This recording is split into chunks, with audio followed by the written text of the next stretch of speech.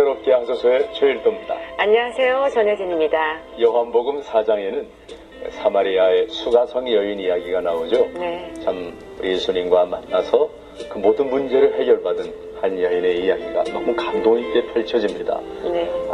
남편 5을 스쳐 지나갔지만 지금의 남편도 남편이 아닌 참으로 더 이상 말이 필요 없는 아픔과 고통의 세월을 우리는 그 흔적을 엿볼 수가 있습니다. 네. 그러나 이 여인은 우물가에서 우리 예수님을 만난 이후 삶이 변하죠. 바로 오늘 그렇게 변화된 삶을 우리 모든 사람에게 감동 있는 간증을 펼쳐주실 분을 우리가 만나게 됩니다. 네, 이렇게 자신의 삶을 사마리아 여인과 같다고 고백한 선교사님 계십니다. 실제로 5번째 남편과 사시면서 고난 가운데 하나님을 뜨겁게 만나셨는데요. 정말 그 남편의 나라 일본에서 그 죽어있는 영혼들을 위해서 목숨 건 사명을 다해 사역을 하고 계십니다. 오늘의 주인공 화면으로 먼저 만나보시죠. 죄 많은 한 여인의 손을 붙드신 하나님. 그 은혜에 감사하며 복음의 불모지 일본에 있는 수많은 영혼들에게 십자가 복음을 전하고 있는 이명희 선교사. 하나님을 만나기 전 그녀의 인생은 말 그대로 파란만장했고 한많은 인생이었다. 알코올 중독자였던 아버지의 폭력을 견디다 못해 14살 어린 나이에 가출한 그녀는 식모살이를 하며 하루하루를 버티다 19 나이에 결혼을 하게 된다. 첫 결혼에서 억울한 이혼을 당하며 불행의 서막에 오르더니 그 후로도 하는 결혼마다 파경을 맞으며 4번 이혼한 여자라는 낙인이 찍히게 된다. 성경 속 사마리아 여인이 떠오르는 삶이었다. 기구했던 그녀는 삶의 고통을 견디다 못해 자살을 시도했지만 번번이 실패했고 생사의 고비에서 그녀를 위해 눈물로 부르짖었던 어머니의 기도로 살아난 그녀는 신학 공부를 하며 전도사 생활까지 했지만 또다시 주님을 버리고 탕자의 삶을 살게 됐다. 결국 한 줌 희망조차 없는 한국 생활을 접고 일본으로 떠난 그녀는 오지마을 농사꾼을 만나 5번째 결혼을 하지만 남편의 빚으로 인해 생활고에 시달리다 나무를 캐기 위해 올라간 산 벼랑 끝에서 주님을 만났다. 생사의 기로에서 일본을 위해 살겠다고 서원기도와 자복하며 회개한 그녀는 골수 불교 신자였던 남편을 제일 먼저 전도하며 살던 집 안방에 교회를 세우고 말씀을 선포했다. 그리고 그 마을에 단 하나뿐인 교회를 세우게 된다. 방탕한 삶을 살았던 한 여인이 하나님을 전하는 선교사가 되기까지 방탕한 그녀의 삶을 은혜의 삶으로 바꾸신 하나님을 지금 만나보자. 빵점짜리 인생에서 행복 만점의 여인이 되었다고 네. 이렇게 간증하는 우리 이명희 선교사님을 모셨습니다. 안녕하세요, 어서 선교사님. 오세요. 반갑습니다. 이번에 한국에 어떤 계기로 방문하게 되셨나요? 간증집 빵점짜리 인생이 행복 만점짜리 인생이 되기까지 비밀 바로 눈물의 고백 그 책을 6월 11일 날 이렇게 출판하게 되었어요. 네. 그래서 이제 그 책을 이제 홍보도 하면서 네. 또 이렇게 집회 여러 군데 이제 집회도 하게 되었습니다. 남편께서 또 책을 내도록 용기를 주셨다면서요? 네. 쓰다 보니까 내 그 수치심 있지 않습니까? 네, 그 인간적인 수치심을 생각. 드러내야 될까 말아야 될까 뺄까 말까 수십 번을 그냥 울면서 제가 이걸 썼어요. 근데 그때 이거 온 세상에 천하에 공개되는데 남편한테 무리가 갈까나 두려워서 남편한테 물어봤습니다. 네. 사실 공개했어요. 네. 제가 사실은 빵점짜리 인생을 살았는데 결혼에 몇 번 실패하고 또 어렸을 때에 치부를 그 어려운 사건을 겪었던 아픔을 전부 고백을 했습니다. 네. 그랬더니 남편이 깜짝 놀래요. 네. 그런 일도 있었어. 그래요. 그래서 그런데 당신을 만나서 내가 이렇게 행복하다.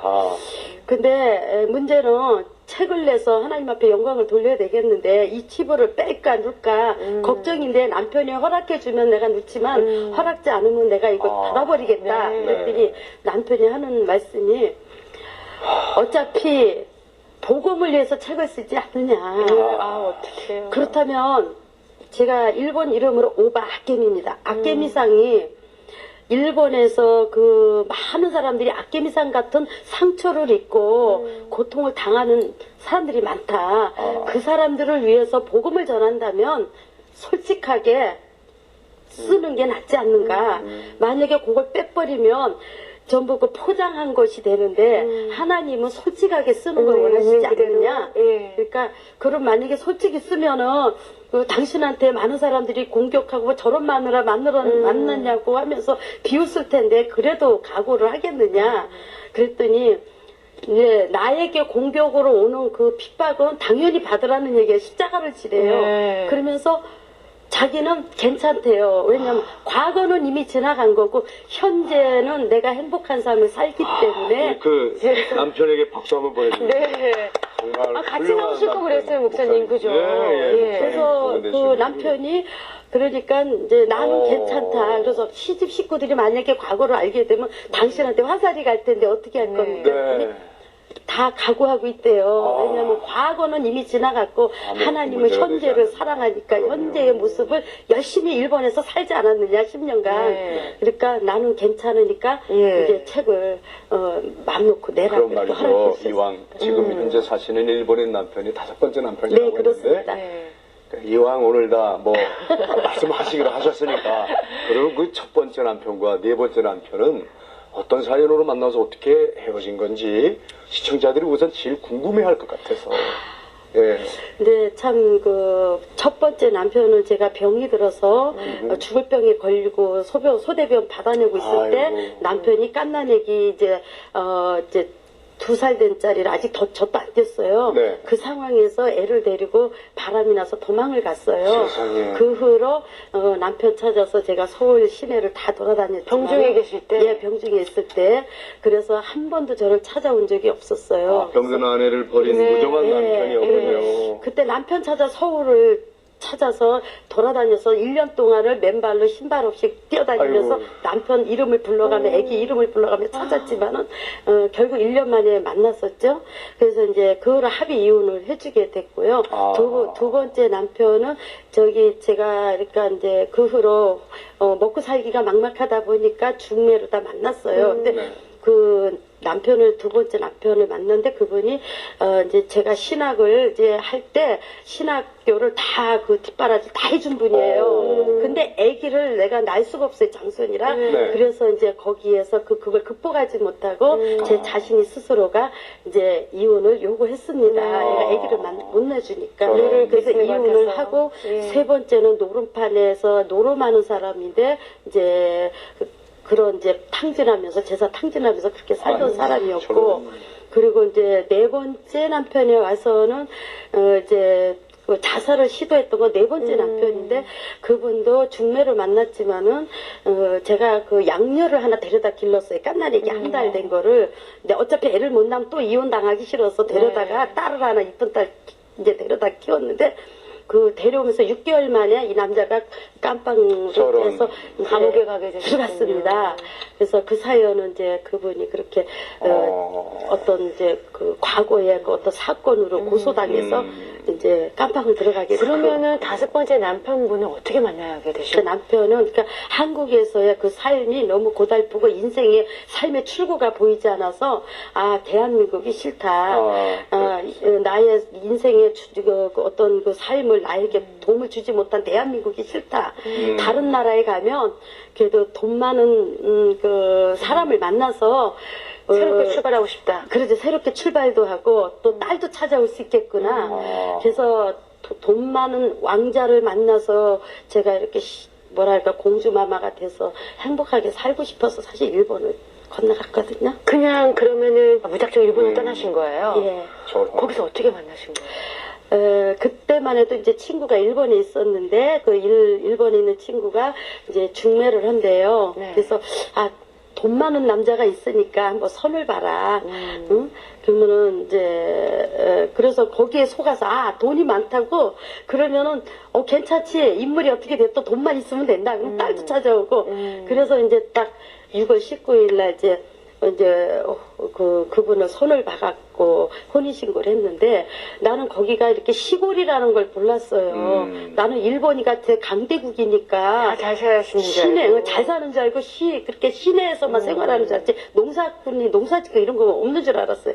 가다 보니까 그 농사꾼 집으로 갔는데 돈만 있다면 시골이면 어떻고 농사꾼이면 어때요?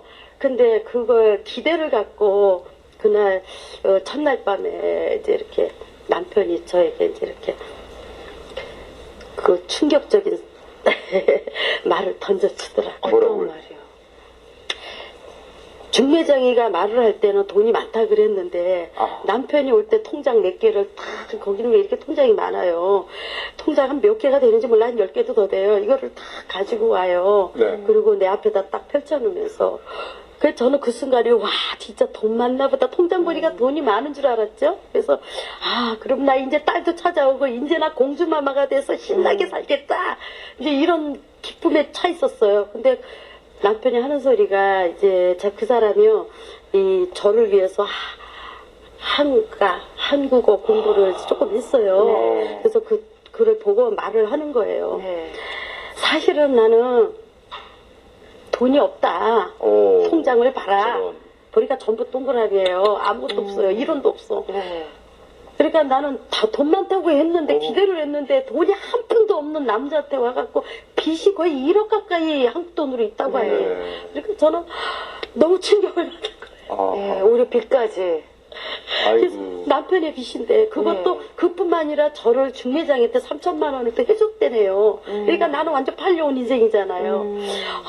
그래서 야 내가 이 현해탄을 비행기를 타고 현해탄을 건너왔는데 내가 꿈을 갖고 왔는데 내가 여기서 어떻게 이런 빚쟁이 집으로 시집 왔을까? 그러면서 남편을부터 다 물었어요. 당신이 돈이 없으면 결혼하지 말지. 그러면 내가 다른 남자라도 가는데 왜 당신 돈 없는데 왜 나를 받아가지고 고생시키려고 하느냐. 네. 딱 울었어요. 그러니까 그 순간에 나의 꿈은 다 깨져버린 거죠. 그 남편분은 그러면 무조건 결혼하기 위해서 그렇죠.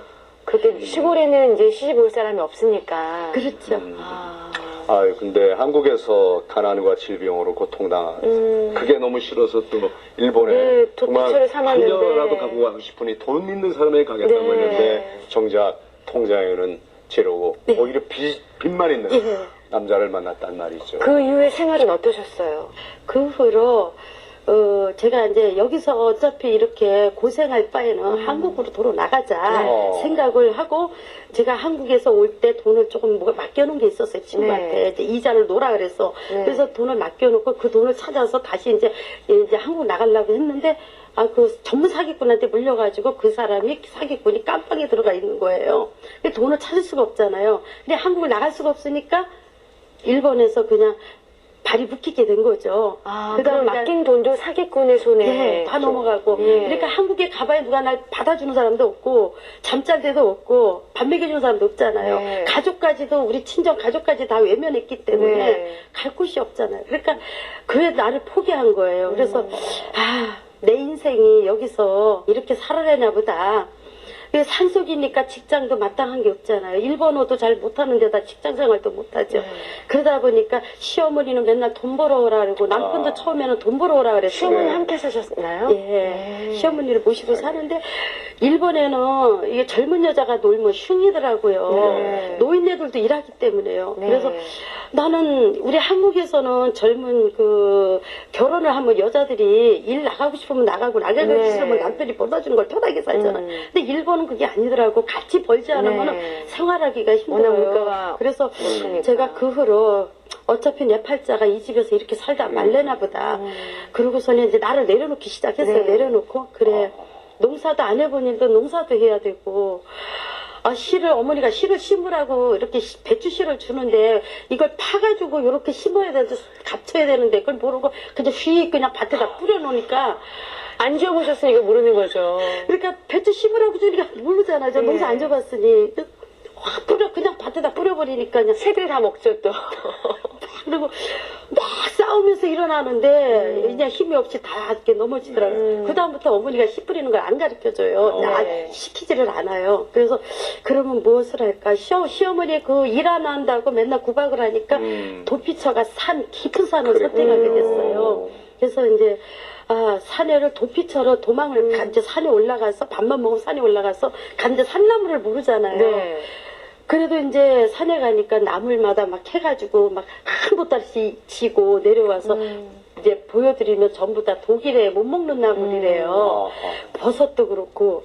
그래도 이제 그걸 물어보면서 산나물을 이제 생계를 위해서 그거를 이제 산에를 계속 매년 다니다 보니까 익혔어요. 그래서 네. 그거로부터 배낭지고 이제 전문가가 됐죠. 이제 산나물 캐는 전문가가 돼서.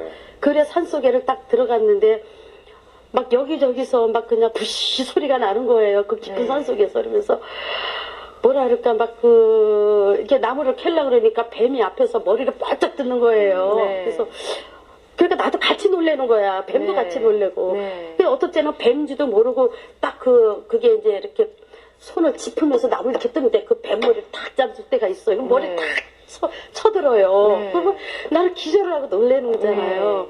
그리고 이제 그런 사건도 많았고, 또 이렇게 막 곰, 오소리, 또 막 어떤 사슴, 또 네. 야생동물들. 예, 야생동물들이 예. 막 여기저기 막 날아다녀요. 곰도 있어요? 그 속에서 막 나는 심장이 두근두근 네. 되고, 막 콩알 같아요. 그래서 그냥, 아우, 나 이러다 짐승한테 물려 죽는 거 아닌가. 이제 막 그런 두려움에 있는데, 어떨 때는 이 곰이 이렇게 네. 똥을 그냥 이만큼 싸놓고 갔어요. 네. 그래서 이렇게 보면 김이 막 모락모락 나더라고요. 그래서 네. 그러면 이제 곰이 바로 금방 근처에 싸고 간 거랑 있다. 바로 옆에 있는 거거든요. 네. 그러면 이제 여기다 나물 지던 그 배낭을 갖다가 다 던져버리고 낫도 던져버리고 막 도망갑니다. 그러니까 그러한 생활을 이제 6년을 그렇게 했어요. 아, 세상에. 그렇게 하다가 세상에. 한 번은 제가 이제 이렇게 산속을 갔는데 새벽 2시에 네. 죽순을 뜯어가지고 이렇게 팔아야 되잖아요. 팔아야 집안에 이제 생계를 꾸려나가고 남편을 좀 도와야 되겠다. 이제 하면서 이제 죽순나무를 이제 뜯으러 새벽 2시에 잠도 못 자고 운전하면서 가다가 산속에서 너무나 내 인생이 초라한 거예요. 예, 산속에서 막 울고 막 그냥 내 인생이 이게 뭔고 내가 죽순이나 뜯고 산나물이나 뜯으려고 아니 이런 가난 방석에다가 저 빛 방석에다 지진 방석 지진도 맨날 흔들리니까 지진 방석에다 본 가시 방석에 매일 앉아 정신을 못 차리는 거예요 제가. 그러니까 너무 서러우니까 새벽 2시에 산에 올라가면서 엉엉 우는 거예요 제가. 그래서 그때 높은 산에 이제 제가 올라가가지고 어차피 남편 빚을 갚아야지 어떡해요. 그래서 내가 여기서 다시는 이혼하고 싶지 않아. 6번째 여인이 되고 싶지가 않아요. 그래서 그래 5번째라도 내 팔자가 이건가 보다. 빚을 갚아서 같이 노력해서 살아보자. 그때 하나님 앞에 돌아오기 전이니까. 네. 예, 깊은 이제 한번 새벽 2시에 이제 가는데 거기에 이렇게 산속을 갔는데요. 제가 왜 새벽에 산나물을 그러니까 들어갔어요? 신선한 나무를 갖다 팔아야 되니까. 아침 일찍 장에 내다 예. 팔아야 되니까. 그래서 새벽 2시에 갔는데 높은 산을 갔는데 그 죽순나무 굉장히 높은 산에 많아요. 그래서 곰이 제일 좋아하는 게 죽순입니다. 네. 그래서 그 산속을 헤치면서 가니까 막 나무가 엉키고 설키고 막 날카로운 그 죽순나무가 그렇죠. 막 얽히고 있어요. 그러면 이 나무를 이렇게 뜯으려고 하면은 이쪽에서 그냥 탁 튕겨가지고 막 그냥 얼굴 때리고 저쪽에서 튕기고 때리고 앞으로 헤쳐나가면 뒤에서 때리고 온몸을 때리는 거예요. 그러다 보니까 이제 막 그 위에 죽순나무가 미끄럽잖아요. 비가 오면. 그러면 이제 죽순나무에서 이게 그거 하나 요만한 그 손가락만한 거 그거 따려고 이렇게 하다가 그냥 죽순나무 타고서는 밑으로 그냥 막 이렇게 떼구떼구 굴러서 떨어질 때가 많아요. 그래도 남편을 살려야지. 그래도 남편 빚을 갚고 그래도 내가 5번째로 끝나야지 또 이혼해서는 안 된다는 결심으로 생명을 걸고 남편을 위해서 이제 이 죽순을 뜯었죠. 그러던 어느 날 나무 하나가 귀에 뜯고 일어나서 귀에 꼭 꽂았어요. 그때 제가 귀가 한쪽이 안 들렸었어요. 왜냐면 어렸을 때 아버지의 폭력을 당해가지고. 그래가는데 못 들었었어요, 제가. 근데 여기를 아픈데 하필이면 나무꽂이에 찔리면서 이거 빼는 순간에 피가 막 철철 예. 저런. 그래가지고 쭉 쏟아지면서 그 순간에 별이 막 번쩍하는데 방방방방 뛰는 거예요. 와 소리 지르면서 막 그냥 어떻게 해야지 떼굴떼굴 굴는 거예요 제 몸을 아프니까. 그러더니 그래도 그 죽순나무를 움켜쥐었어요. 왜냐면 배낭을 못 버리겠어요. 남편을 살려야 되겠다. 그래서 그 죽순나무를 그래도 그 찔린 피로 흘리면서 비는 오고 나무를 이렇게 치고 그리고 내려오다가 이제 낭떠러지에 제가 굴렀어요. 저런. 그러니까 그 왜 굴렀냐면은 이것만 피가 흘린 게 아니라 자궁에서 하혈을 한 거예요. 피를 막 쏘는데 다리 밑에 파고 내려오고 무리하셨군요. 그래가지고 막 산이 시뻘게 그냥 그 그립고만 산이 그냥 완전히 빨갛게 물이 들었어요. 그래서 그 피 묻은 죽순을 뜯으면서 그래서 그를 배낭에다 집어넣고 내려오다가 피를 너무 흘려서 그랬는데 이제 이렇게 어지럼증이 오더라고요. 그러면서 어지러우면서 그 낭떠러지 내려오다가 그만 거기 굴러버렸어요. 그러면서 딱 그 순간에 나 죽순나무를 딱 움켜잡았어요. 움켜잡는데 밑에가 낭떠러지더라고요. 네. 제가 그 순간에 하나님을 만났어요. 저런. 그때 그 순간 하나님한테 어떻게 부르짖으셨어요? 네. 딱 지구선에 대롱대롱 매달리는데 참 그 순간에는 내가 딸을 찾아온 곳이 바로 이건가. 내 행복, 최고의 행복을 누리기 위해서 찾아온 곳이 바로 이 방법인가. 산나물 뜯어서 내가 이렇게 죽으려고 내가 이곳까지 와서 내가 이런 고생을 하는가. 너무나 내 인생이 비참하니까 막 서러워서 막 우는 거예요. 그 순간에 이것이 정말 사랑하는 딸 찾는 방법인가. 그래서 거기서 10년 만에 하나님 앞에 탕자의 생활에서 10년 만에 하나님 나 살려주세요 소리를 지르고 통해 자복의 기도가 나왔군요. 10년 만에 하나님을 부르짖었어요 제가. 그래서 하나님 나 여기서 떨어지면 나 죽는데 하나님 나 좀 살려주세요.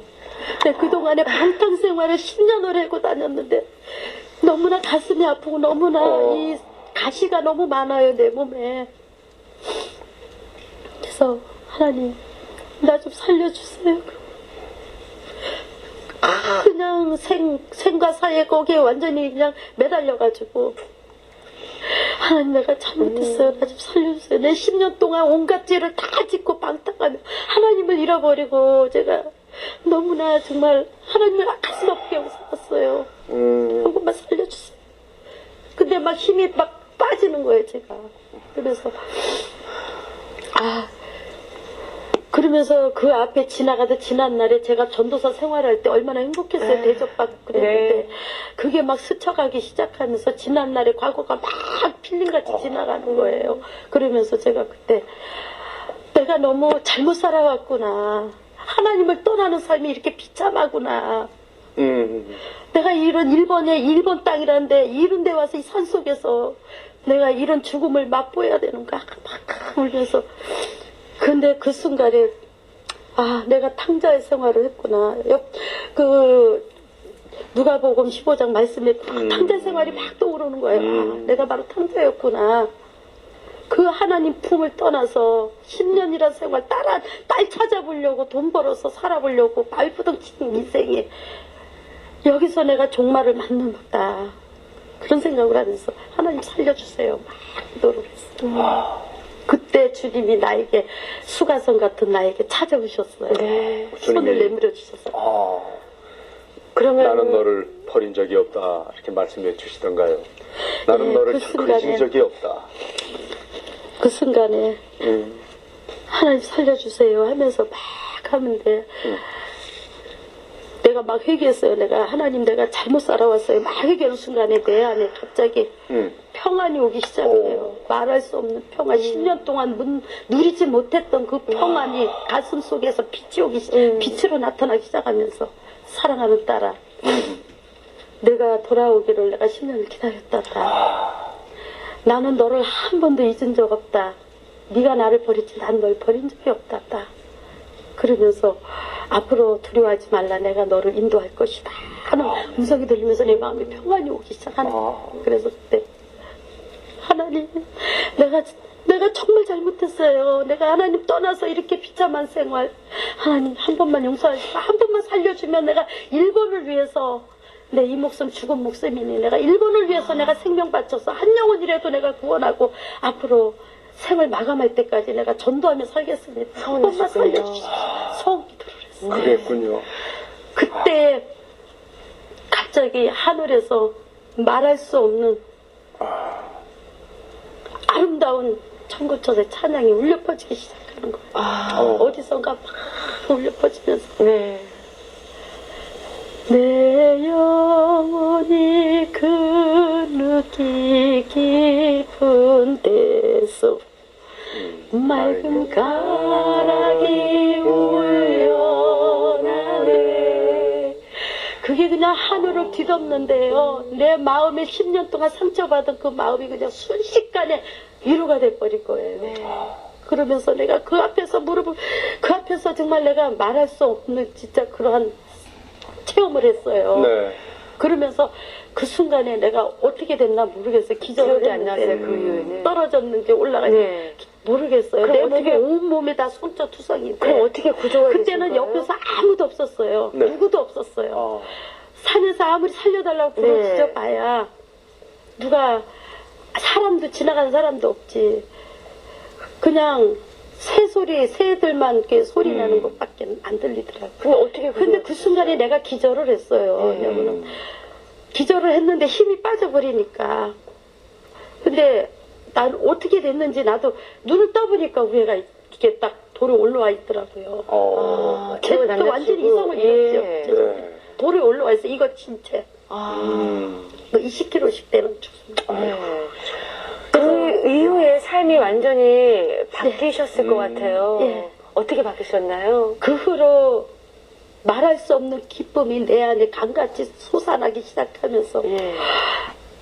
그때 그렇게 불평불만 신세 타령하던 제가 산에 나물 뜯으러 가도 이렇게 행복한 거예요. 네.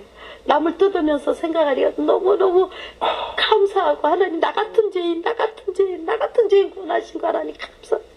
하나님 내가 하나님 너무너무 그리웠어요. 나 하나님 앞에 돌아오고 싶었는데 이게 안 됐어. 나물 뜯으면서 감사 나오는 거예요. 그러면서 그 후로 이제 교회를 나가기 시작했는데 교회를 이제 거기서 거리가 2시간 거리예요. 지금 계신 곳이 센다이에서 2시간 떨어진 예. 오지 마을인데 거기서 또 교회를 가시려면 그렇죠. 또 또 2시간을 가야 돼요. 예. 거기 야마가다 현인데 좀 2시간을 가야 돼요. 그래서 거기 교회가 있다 그래서 갔는데 한 몇 번 나갔는데 남편이 계속 의심하는 거예요. 저기 교회 가서 저기 목사하고 바람났다고 처음에는 신앙이 막 없으니까. 핍박을 하더라고요. 그렇죠. 그러면서 이제 자기는 불교니까 아무튼 너나 믿으라고 그러시는 거여서 제가 그 후로부터 남편하고 앉혀놓고 방에서 이제 가정 예배를 드리기 시작을 처음으로 했어요. 근데 보통 일본에서는 복음이 들어가기 힘들잖아요. 남편분이 거부하거나 그러지 않으셨어요? 처음에는 예수 얘기할 때는 남편이 막 그때는 예수님이 영접하기 전이가 막 내 목을 막 조르고 막 그냥 완전히 얼굴이 사탄의 얼굴이에요. 제정신이 아니래요. 자기도 왜 그랬는지 모르고 그래서 나를 하면서 나 이제 죽나 보다 했는데 나 좀 살려줘 하는데 남편 나중에 딱 놓더니 자기도 모를 때 왜 그랬는지 그러더니 그 후로부터 남편한테 난 크리스찬이다. 나는 하나님을 믿다가 이렇게 방탕하고 내가 이렇게 하나님을 다시 이렇게 만나서 내가 이렇게 다시 시작하려고 그런다. 당신도 예수를 믿으시오. 그래서 첫 번째 개종자가 남편이었어요. 세상에 너무너무 귀하네요. 예. 네. 근데 그 시어머니는 또 안 믿으실 거 아니에요? 예, 시어머니는 안 믿었지만 제가 예배를 막 매일 예배 드리고 막 찬송 소리가 들리니까 그 시어머니가 이제 크리스찬이라는 걸 알고 그때부터 어머니가 이제 핍박의 주동자였죠.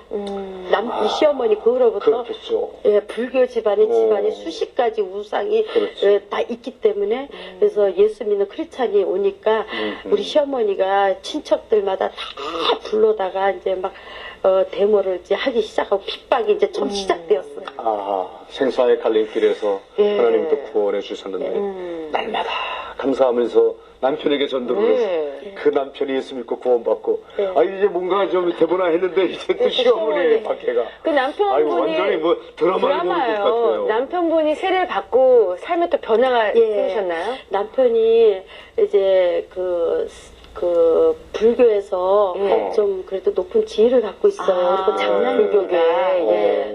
종갓집에 한국말로 말하면 네. 장남인데 그렇게 일을 하면서 이제 건설회사를 다녀요.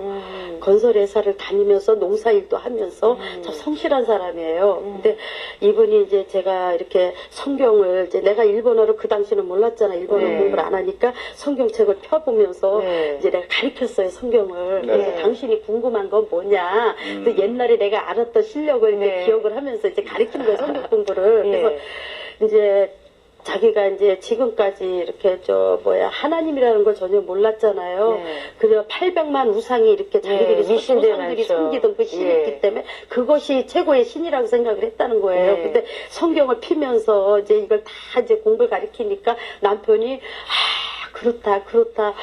그러면서 이제 공감을 하는 거예요. 몰랐던 성경 말씀이 네. 하나님 말씀이 막 나오니까 예. 자기가 궁금한 인생 다 풀려나가니까요. 네. 그러면서 그다음부터 남편이 이제 성경을 막 읽기 시작을 하더라고요.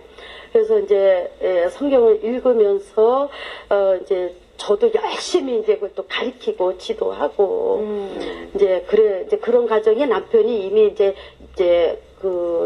예술 영접하고 세례 받고 나서 12월 25일 날 세례 받았거든요. 네. 26일 날 하루에 세 값이 피던 담배와 그 술 하루 아침에 딱 끊어버려요. 네, 성령의 힘으로 그래서 끊으셨군요. 제가 아니 왜 이렇게 급하게 끊냐 천천히 끊지 그랬더니 네.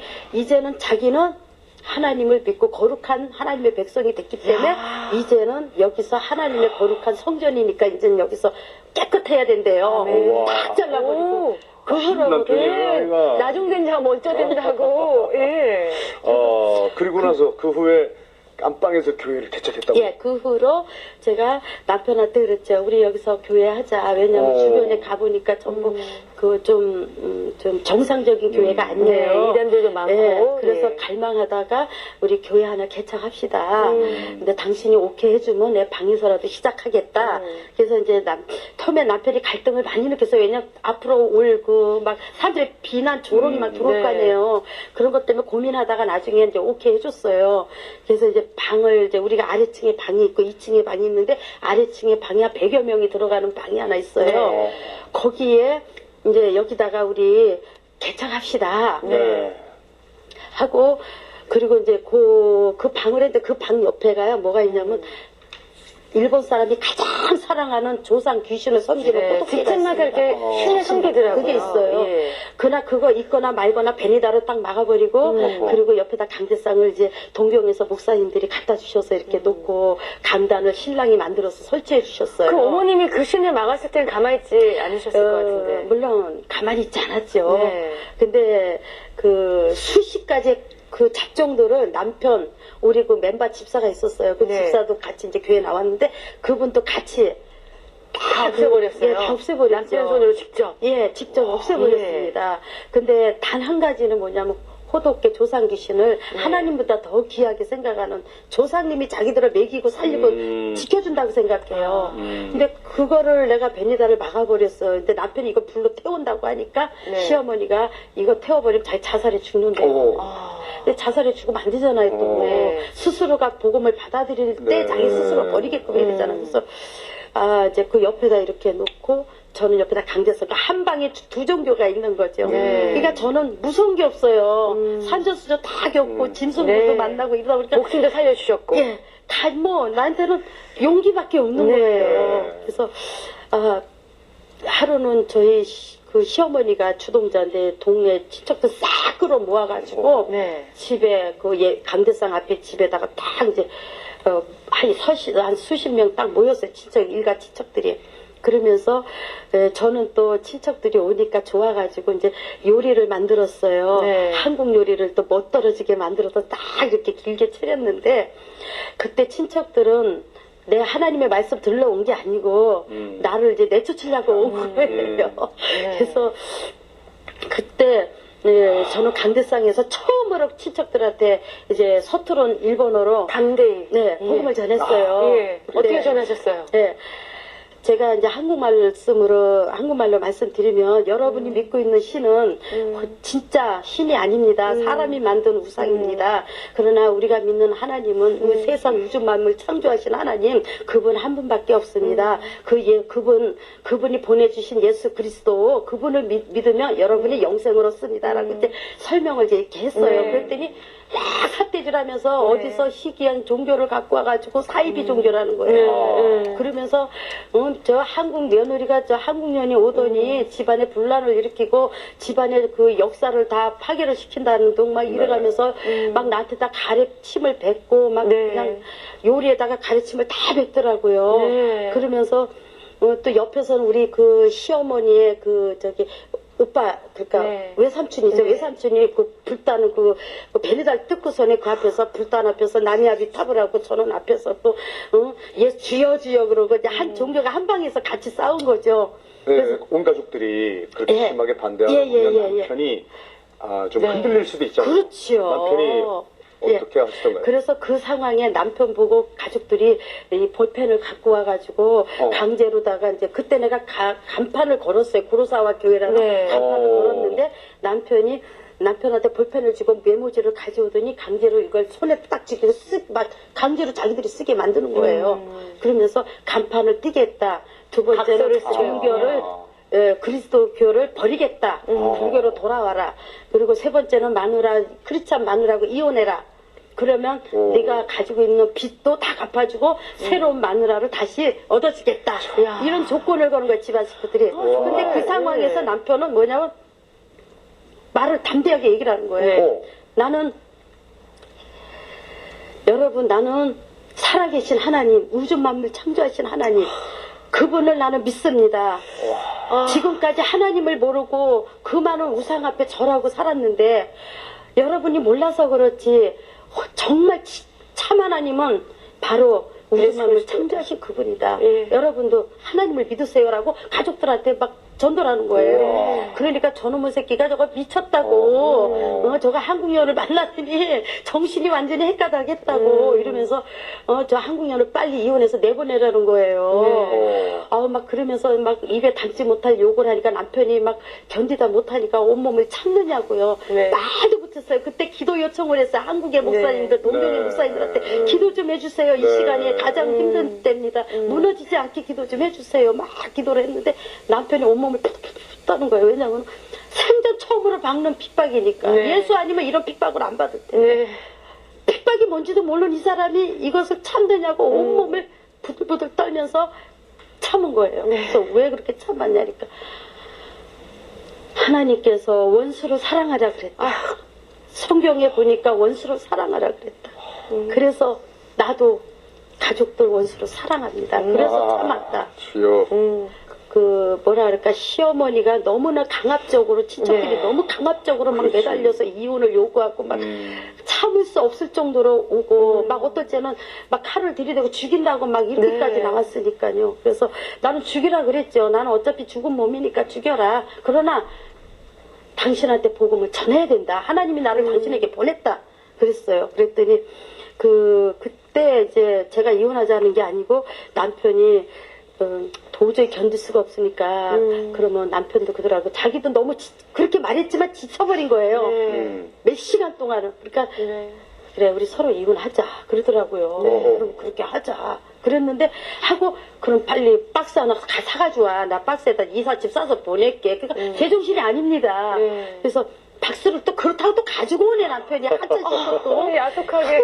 그래서 가지고 오면 또 섭섭해요. 그랬더니 갖다 주고 짐을 막 싸고 있는데 그 다음에 남편이 밖에서 막 뛰어들어오더니 하는 소리가 김상 우리 이혼하면 안 돼. 왜? 이거는 교회를 무너뜨리고 넘어가면 안 돼. 우리 다시 시작하자. 그러면서 내 손을 탁 잡는 거예요. 정말 드라마죠. 그걸 딱 보니까 눈이 번쩍 뜨이는 거예요. 그래 맞아. 그렇지. 우리가 이혼하고 떠나면 교회가 없어지고 이러면 저 하나님의 안 믿는 승리죠. 친척들이 손가락질하고 비웃고 아, 예수 종교가 그렇구나. 네. 웃을 거 아니냐. 오. 그 순간에 남편 손잡고 막 감사의 기도를 올렸어요. 네. 올리면서 같이 남편하고 둘이서 울면서 기도하면서 찬양을 부른 거예요. 우리 둘의 싸울 것은 군대 아니요. 우리 둘의 싸울 것은 육체 아니요. 이거를요. 6개월을 그냥 계속 쉬지 않고 매일 저녁마다 남편하고 네. 찬양을 집회를 여셨군요. 예. 그러면서 그 여리고성 도는 거예요. 40일 네. 동안은 남편하고 같이 하다고 매 있으면서. 저녁마다 그고 이 집안에 호독계 우상 무너지게 앞서서 어머니가 마음속에 있는 우상이 무너지게 앞서서 기도하면서 40일 동안을 또 돌았어요. 집안에. 네. 그러면서 남편이 계속 그렇게 쉬지 않고 매일 울면서 기도를 하는 거예요. 근데 사실은요, 일본 사람들은 마누라 따라서 할 수 없이 교회는 가지만 진심으로 마음이 그렇죠. 영접한 사람 그럼요. 없어요. 네. 그럼요. 근데 또 그런 사람은 집에 가면 또 우상 앞에 또 일어요. 그렇죠. 불종교를 가지고. 네. 그러니까 800만 우상이 있지만 그 안에 그 하나 일종의 종교라고 생각해요. 그렇지. 네. 예. 그런데 우리 남편은 진실로 거듭난 사람이에요. 유일신이라고 인정하신 거죠. 예, 하나님을. 그래서 예. 더 궁금한 게 그래가지고 이제 그 기도 후에 예. 시어머니의 태도 계속 픽박하시는지 그분도 변했는지 너무 네. 궁금하네요. 요즘은 어떠신지. 그 후로 계속 시어머니가 그 스님들을 데리고 오고 어이구. 여러 가지 작전을 남편을 쓰시는군요. 설득시키냐고요. 예. 불교도 병도 고치고 예언도 하고 다 한다. 그러면서 스님을 막 계속 연달아 데리고 와서 남편을 설득시키는 거예요. 네. 근데 남편은 스님 앞에서도 얘기해요. 하나님은 한 분밖에 없습니다. 하나님이 세상 우주 만물 창조자입니다. 예수를 믿어야 우리가 영원히 구원받습니다. 네. 하니까 불교 그 스님들도 지지 않으라고 그냥 막 자기 나름대로 설교를 하는 거예요. 네, 네. 그래도 남편이 마음이 흔들리지가 않았어요. 대단하십니다. 예. 사로잡힘을 받으셨어요. 예, 완전히 사로잡혔죠, 예. 예수에. 네. 그래서, 참 우리 개척교회 예. 목사님도 정말 존경스럽지만 네, 남편- 부분 되시는 남편 다음에 남편분 모셔야겠어요. 모셔야겠어요. 제가 그래서 남편 보고 다음에 네. 꼭 같이 끝나면 출연하셔야 나갈 때 되겠어요. 그래요. 저기 나 한국말도 잘해요. 오. 저 다음에 나갈 때 당신이 간증해라. 네. 어. 그렇게 교회를 이제 개척을 하셔서 그 어려움 그 상황에 후로 이제 그 1층에서 계속하면 예. 이제 어머니가 받아들이지 않는 상태에서 계속 싸우면은 예. 덕이 안 되잖아요. 그래서 네. 2층으로 옮겼어요. 오. 6평 네. 방 2층으로 옮겨서 거기서 이제 간판을 뜯겼던 간판을 다 예. 남편이 다 갖다 걸어버렸어요. 오. 걸고 다시 시작한 겁니다. 네. 감격이 하면서 남다르셨겠어요. 그때부터 일본 여자분들, 일본인 여자분들 또 이렇게 이제 우리 집사님들 이렇게 여러분들이 같이 이렇게 집회를 이제 거기서 이제 예배도 드리고 집회도 네. 했죠. 네. 그 전에 아래층에 있을 때요. 설립 예배 드린 다음에 2층으로 옮겼어요. 네. 근데 설립 예배 드릴 때 개척한 지 한 달 만에 이제 네. 제가 우리 부흥회를 해야 되겠는데 이걸 어떻게 해야 되나 내가 아는 지식은 없고 시작은 해야 되겠고 한국에 있는 제 친구가 다니는 그 교회 목사님 얼굴도 몰라요. 네. 그래서 전화를 걸어가지고 목사님 얼굴도 모르지만 우리 일본에 영혼이 기다리고 있습니다. 좀 오셔서 부흥 집회 좀 해주시면 안 되겠습니까? 네. 얘기를 했더니 그분들은 이제 목사님이 이제 응해 주셨어요. 네. 근데 그분이 누구냐면 사랑과 평화의 교회 의정부 김영보 목사님이셨거든요. 근데 그분이 거절 안 하고 그래서 제가 기왕에 오시는 거 혼자 오시지 말고 워십도 같이 모시고 오세요. 예.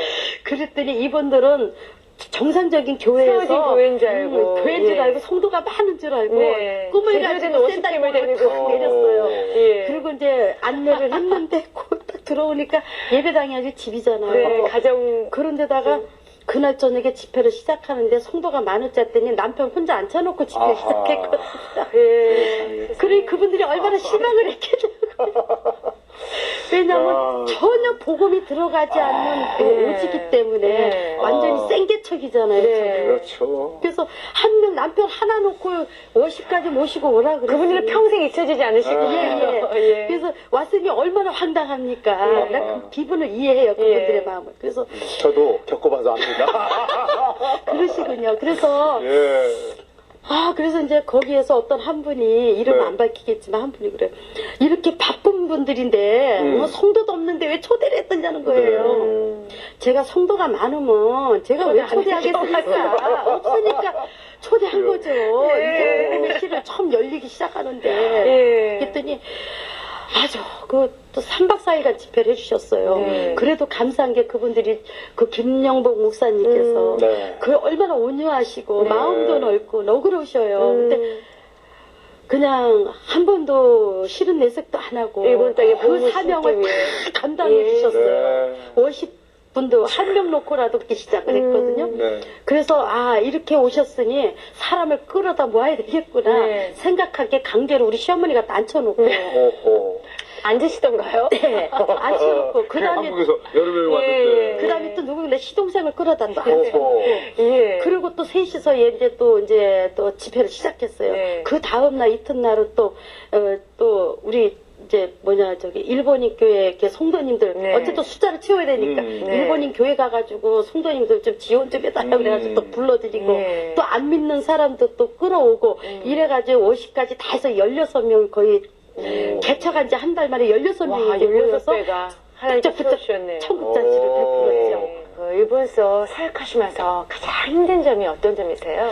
제가 힘든 점은 제가 이렇게 보면은요, 제 주변에서 부러운 게 있었어요. 샌다이나 이런 데서 보면은 막 선교 단체들이 많이 네. 오더라고요. 시내 쪽은. 네. 근데 저는 오지잖아요. 네. 오지에 와서 이제 같이 좀 전도지도 뿌리고 같이 기도도 할 수 있는 그러한 단기 선교 팀이라던가 어떤 동력자들이 좀 필요한데 시골이니까 사람들이 잘 안 옵니다. 너무 멀고 그런 하니까. 게 혼자 감당하기 힘드니 같이 와서 좀 돕는 자들이 좀 필요한데 가장 그런 게 좀 어려운 것 단기 같아요. 선교팀이 좀 자주 가서 많이 좀 공급해주고 그럼요. 좀 많이 북돋아 줬으면 좋겠다는 네. 생각이 드네요. 이제 많은 숫자가 올 때는 감당 못하지만 네. 적은 숫자가 올 네, 때는 네. 이제 저희 집에서 먹여드리고 재워드리고 농사지니까 네. 이제 다 이렇게 공급해 줄 수 같이 있어요. 하면서. 농사도 짓고 하니까 네. 그냥 차비만 해가지고 그냥 오시면 다 거기서 그리고 제공해 구체적으로 목사님 기도 제목도 듣고 싶습니다. 네. 저희들이 다 기억하고 함께 같이 기도 기도하게요. 제목 1번은 1억 2,700만 명의 그 정도의 인구가 있습니다. 그 중에 네. 크리스찬들이 믿는 분들이 한 1%도 안 됩니다. 그런 와중에 많은 그 정말 선교사들이 지금 참 고생을 많이 하고 있어요.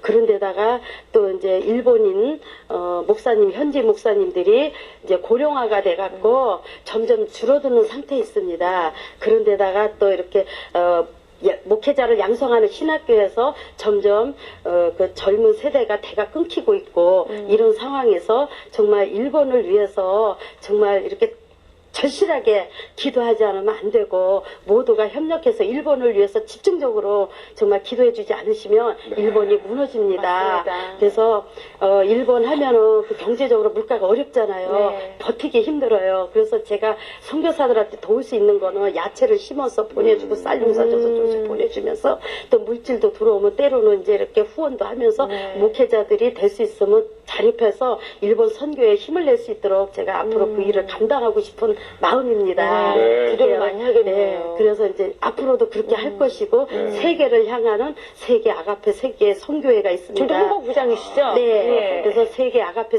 선교회를 통해서 앞으로 이제 일본만 선교하는 게 아니라 또 세계를 향해서 세계를. 나아갈 수 있는 비전과 꿈이 있고 그 길이 열려 있습니다. 동참하는 사람들이 좀 네. 많이 있었으면 좋겠어요. 네. 네. 빚 1억은 갚으셨나요? 예. 그 후로 이제 예수를 믿으면 가난하다 그랬잖아요. 네. 그랬는데 그거를 위해서 아짝같이 했잖아요. 네. 그를 남편하고 열심히 해가지고 농사도 네. 짓고 산나물도 뜯고 해가지고 열심히 해서 작년에 지진 났잖아요. 네. 지진 났는데도 그 와중에 작년 가을에 지금까지 평생 그 쌀을 많이 받아본 적이 없대. 쌀이 많이 나왔어요. 네. 하나님께서 기름 부으셨군요. 예. 그래가지고 둘이 껴안고는 막 빙글빙글 네. 돌고 남편을 끌어안고는 네개 강같은 편하고 막 돌면서 이러면서 하나님께 다녔어요. 이러면 생전 처음으로 그 쌀을 많이 아하. 나왔어요. 본인들도 놀란 거예요. 빚을, 예. 큰 빚은 10년 만에 다 끝났습니다. 아유, 할렐루야. 감사합니다. 네. 목사님. 네. 목사님께서 이렇게 참 정말 드라마가 보다 더 아유, 감동적인 예. 시간만 더 있으면 더 듣고 싶어요. 시간 너무 귀한데요, 말이죠. 그 하나님의 말씀 가운데 특별히 이 힘이 말씀이 되시는 말씀. 내게 제일로가 되게 힘이 되더라. 네. 그 말씀이 어떤 말씀? 네, 가장 제가 좀 마음에 와닿는 말씀이라면 시편 32편에 사함을 받고 허물의 제가 사함을 가려진 받고. 자가 복이 있다. 네. 그러니까 세상에 어떤 물질이나 명예나 권력이나 뭐 이런 게 복이 아니라 내 죄를 사함받고 용서받은 그것이 나는 가장 큰 축복이라고 생각해서 가장 그것이 저는 사랑합니다. 네. 오늘 함께 해주셔서 네. 너무나 감사합니다. 네, 감사합니다. 기대하겠습니다. 감사합니다. 네, 사마리아 여행 같은 빵점짜리 인생에서 이제는 행복 만점의 인생으로 바뀐 이명희 선교사님 간증 고백을 들으면서요, 정말 그 힘들었던 고난 과정이 척박한 일본 땅에 복음의 씨앗을 뿌리기 위한 그 훈련 과정이 아니었나 하는 생각을 해봅니다. 네, 생사의 갈림길에서 하나님 살려주세요. 하나님을 찾았을 때 하나님께서 딸아, 나는 너를 버린 적이 없다. 나는 너를 잊은 적이 없다. 그렇게 당자처럼 하나님을 등지채 10년을 살았어도 하나님께서는 나는 너를 버린 적이 없다 하시던 그 말씀 오늘 너무 네. 생생히 들려오시죠? 그러면서 저는 이 생각을 해봤습니다. 결혼 실패는 인생 실패가 아니구나. 아멘. 정말 하나님 없이 사는 삶이야말로 인생 실패인데 네. 여러분 사업 실패나 또는 진학 실패나 여러분 모든 사람 세상이 말하는 실패가 아닙니다. 네. 하나님으로 돌아오셔야 됩니다. 네. 오늘 새롭게 해서 여기서 마치겠습니다. 시청자 여러분 안녕히 계세요.